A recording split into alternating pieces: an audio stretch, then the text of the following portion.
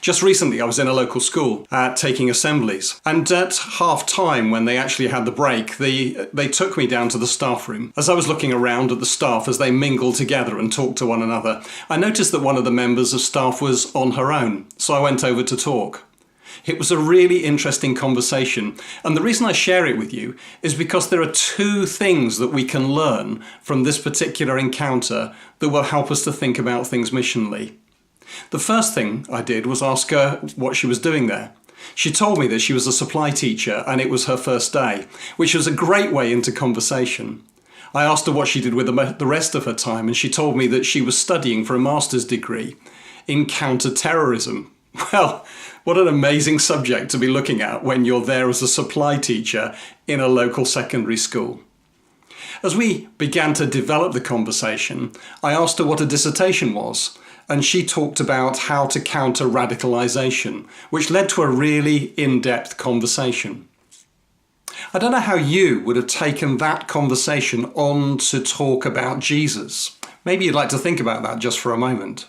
What I did was, I asked her whether it was possible to positively radicalize people. All she was talking about was the negatives, how destructively it turns people into a place where they were vulnerable to terrorism. She said that she thought it probably was. I said, let me give you an example. It's Easter week. What about Jesus? Strikes me that Jesus was a pretty radical character.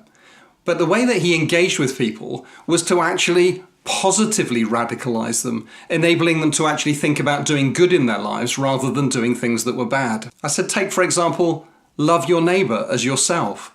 That was a pretty radical statement even in his own day, and it struck me that it was counter to the negative radicalization that she'd been talking about. That led to a really interesting conversation about God and Jesus and Easter and the gospel. It turned what was a natural conversation into an opportunity to speak about Jesus Christ.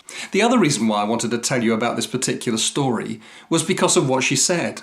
When I asked her how people become radicalized, she said often they're people who are marginalized and isolated and lonely within the community. They find themselves longing for some sort of friendship, and they come across somebody who seems to really like them and wants to be with them, and slowly that individual turns them towards the dark side. I asked her how you can counter that sort of radicalization, and she said that's really, really hard work. It takes a very long time because what you're looking to do is to create whole life transformation. Those were her exact words.